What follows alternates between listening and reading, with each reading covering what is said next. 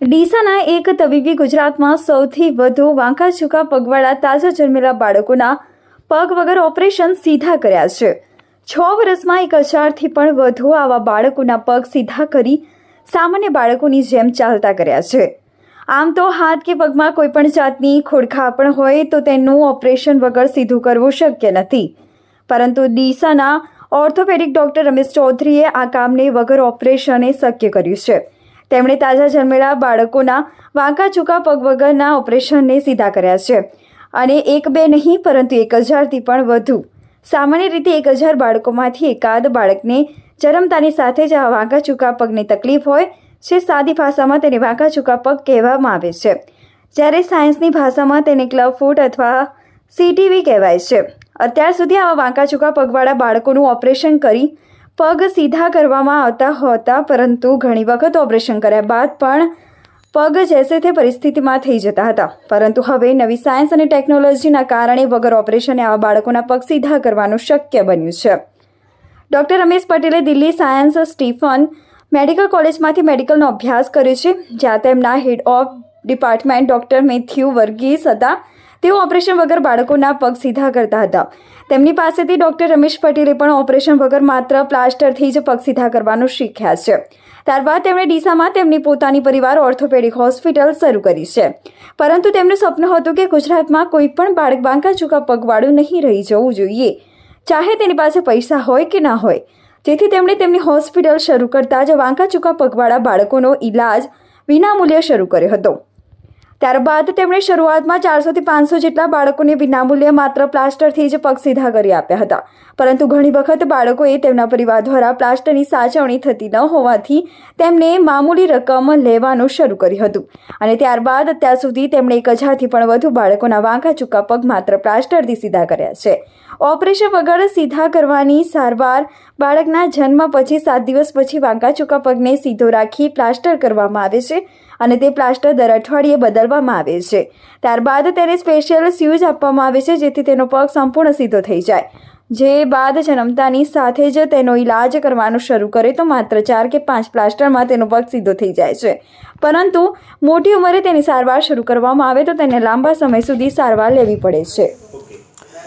નમસ્કાર, હું ડૉક્ટર રમેશ પટેલ, પરિવાર ઓર્થોપેડિક હોસ્પિટલ ડીસા। આજે આપણે વાત કરીએ વાંકાચૂકા પગવાળા બાળકોને। વાંકાચૂકા પગવાળા બાળકોનું એટલે આપણે આપણી ભાષામાં કહીએ છીએ, અમારી સાયન્સની ભાષામાં એને ક્લબ ફૂટ ક્યાં તો CTV કહેવામાં આવે છે। શું છે આ ક્લબ ફૂટ?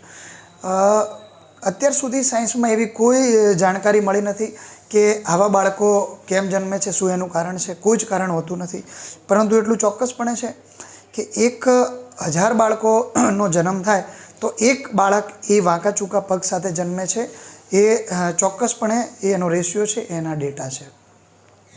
હવે અત્યાર સુધી આવા જે વાંકાચૂકા પગવાળા બાળકો છે એમનો ઇલાજ એ ઓપરેશન દ્વારા કરવામાં આવતો હતો અને ઘણીવાર ઓપરેશન દ્વારા કર્યા છતાં પણ પાછા પગ વાંકા થઈ જતા હતા।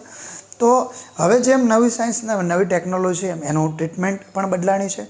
મેં મારું ઓર્થોપેડિક્સ એ દિલ્હી સેન્ટ સ્ટીફન મેડિકલ કોલેજમાંથી કર્યું હતું। મારા બોસ, મારા HOD હતા ડૉક્ટર મેથ્યુ વર્ગીસ।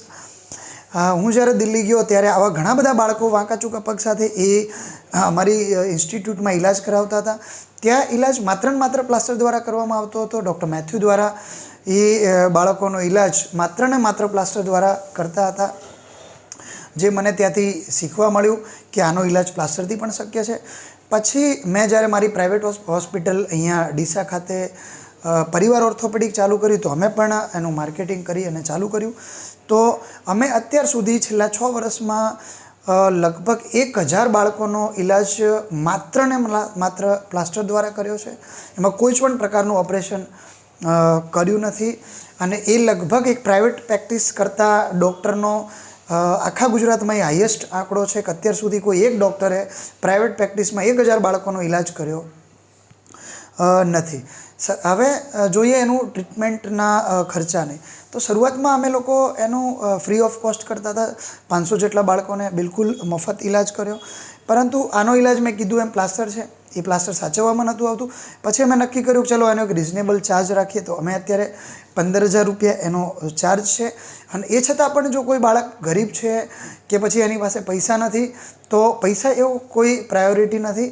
અમારું એક સપનું છે કે કોઈ પણ બાળક એ વાંકા ચૂકા પગ સાથે ગુજરાતમાં ના રહેવું જોઈએ.